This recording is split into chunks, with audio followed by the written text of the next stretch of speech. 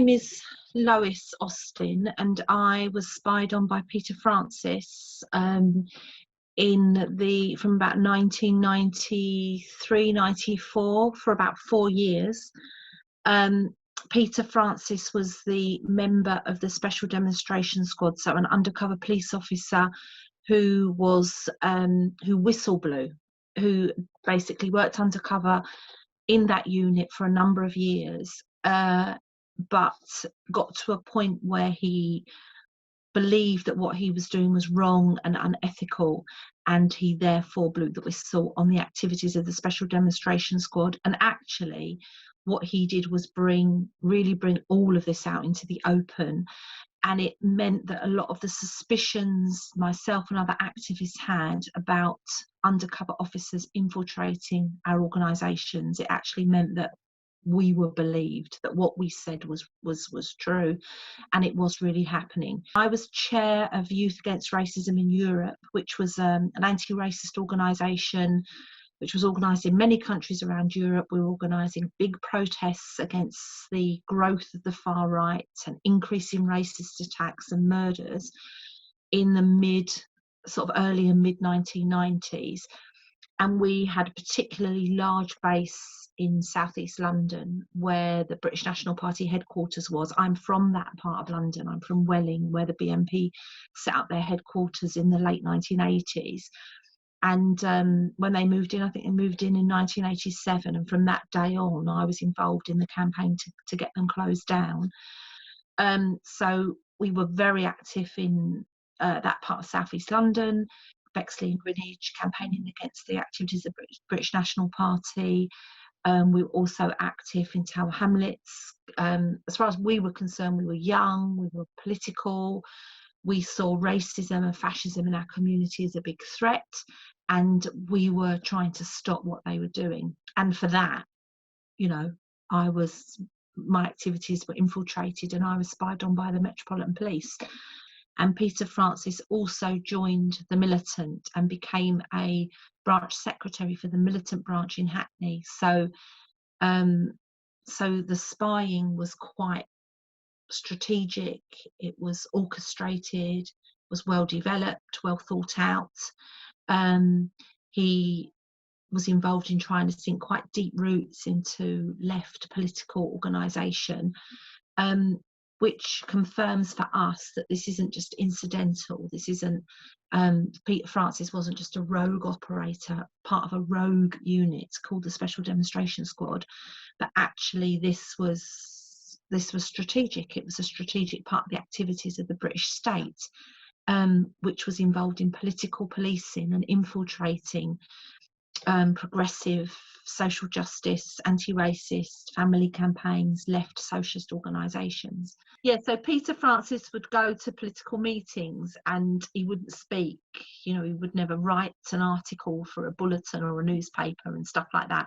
And he apparently, I wasn't at those meetings were in Hackney in East London, and he would say that he was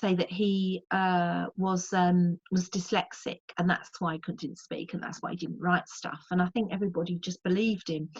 And even when he was leaving Youth Against Racism in Europe and leaving the militant in Hackney, he sort of had this story that he was having a breakdown and he was having problems and he was having to go back to his family, a bit like the story that all of the undercover police officers had. They all had a very similar story to get them out of the organisation that they were spying on.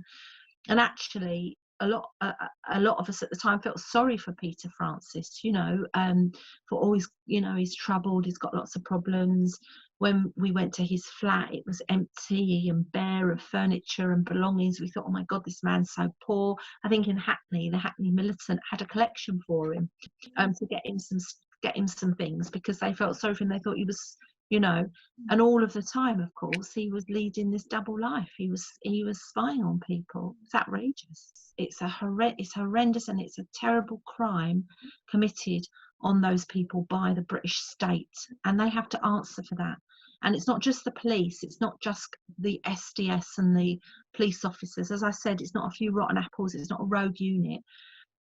We believe in the campaign opposing police surveillance, that actually and the sort of and the militant and Socialist Party activists that were spied on, we believe that this really goes to the heart of the secret state.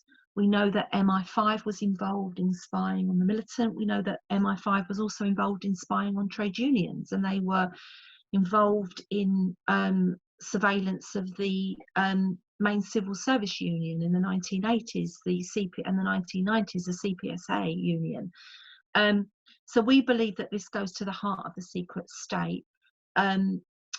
So I suppose, so what happened to me is nowhere near as bad as what has happened to others. But Peter Francis did spy on me for a number of years, and he knows he knew a lot about me. I mean, and that is troubling. So was my phone tapped? Was my flat searched? You know, were people in my home when I didn't know about it? All of that is very troubling and very scary and very creepy, and people have to answer for that. The people responsible have to answer for that, you know. But we also want to know about the secret state. We want to shine a big light on all of that, on the links the Special Demonstration Squad had with MI5. We know, for example, as I said before, that MI5 were involved in spying on trade unions. We know that MI5 was involved in spying on the militant and other political left organisations. And Peter Francis talks about the links in his evidence, or what he's said so far to the press. Peter Francis talks about the links between the Special Demonstration Squad and the secret services. So we want that investigated.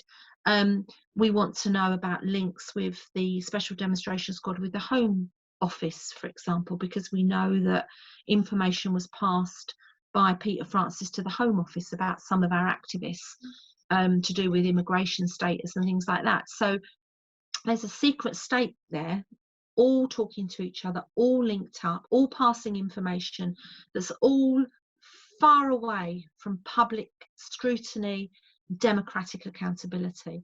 So we want to know what's gone on, and then we want the inquiry to make recommendations to make sure that those things don't happen again in the future.